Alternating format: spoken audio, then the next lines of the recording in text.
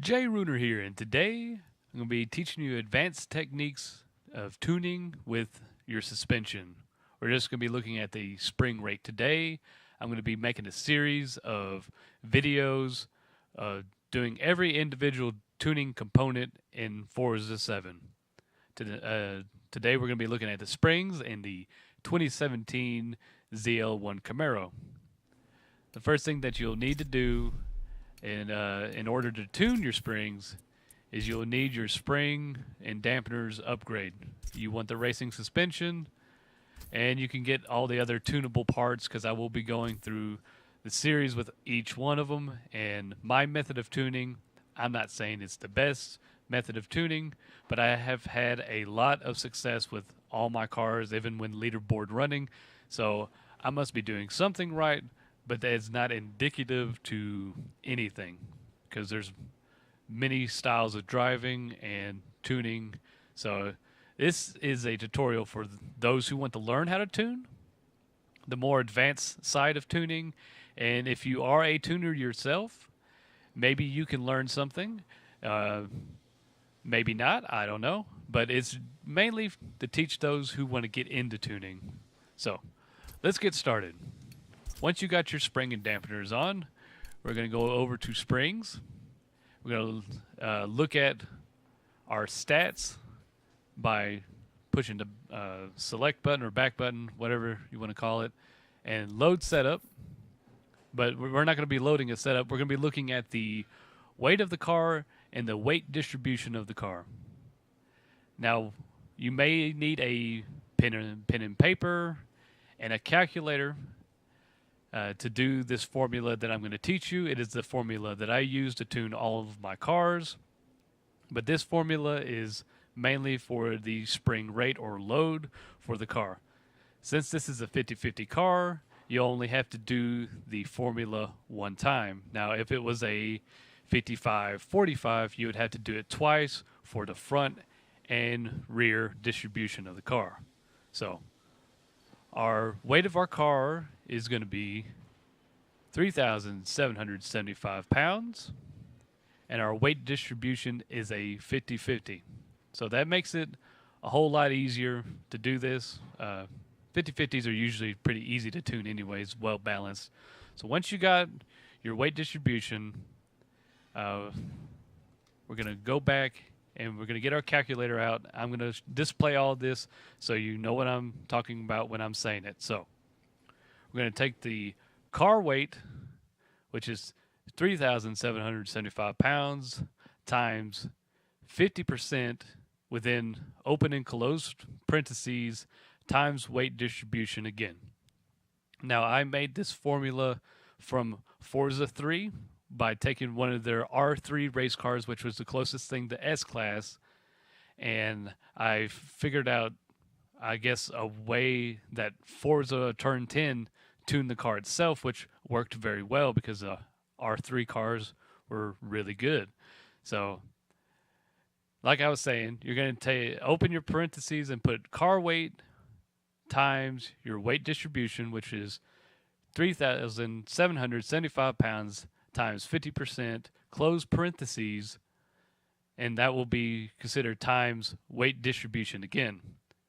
Now, why are you going to do weight distribution twice after doing the car weight the first time? Is because you have two springs. That's, a given. 4 tires in between the two. So once you got that, we're going to do the math within the parentheses. If you don't know algebra, I will teach you a little bit of algebra here today. So you're going to work what's in the parentheses first, and then we're going to multiply the weight distribution again, which will equal our spring rate or load. So 3,775 pounds times 50% after turning it into a decimal will be 1,887.5 pounds. And then once you got that worked down in your next line, you're going to just keep that in its parentheses so it signifies multiplication with the weight distribution again. So we're going to times that again by the 50% after making it a decimal. which will be 0.5, which will give us 943.75 pounds. And that will be the spring rate for the front and rear spring.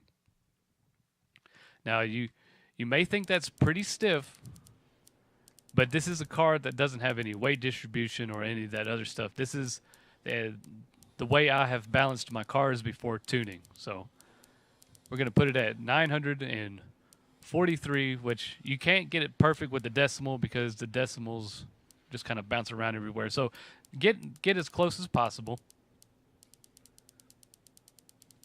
because you may change this number.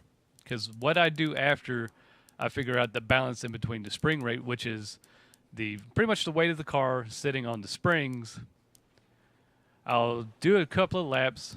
I usually flatten my springs completely, or flatten the car completely, because the way I do my dampers and rebound and anti-roll bars, which allows the car to be flat as possible, unless it's a mid-engine car, which you might have to give a few points to the rear to keep it from sliding out.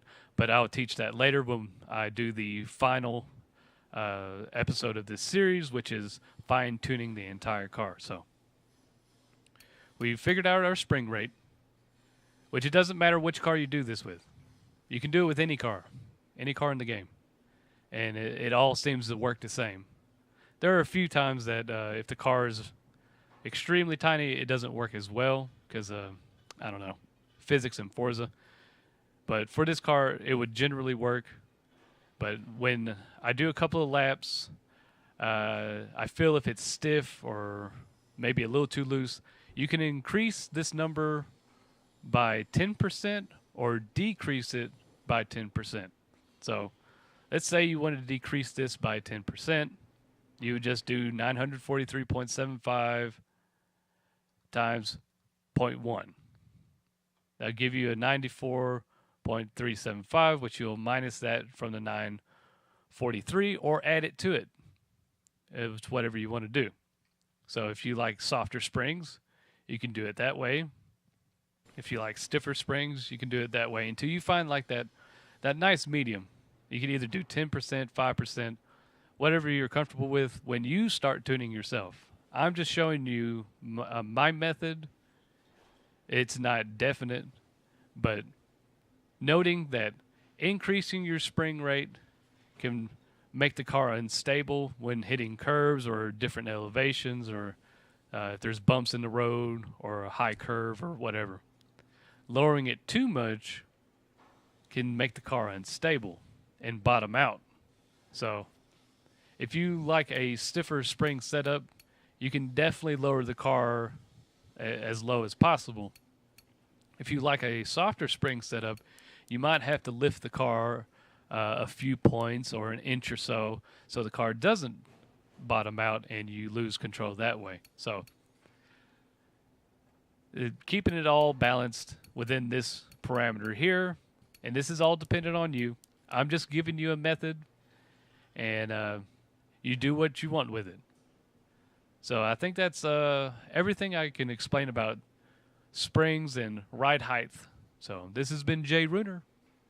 Like, subscribe, and thanks for watching.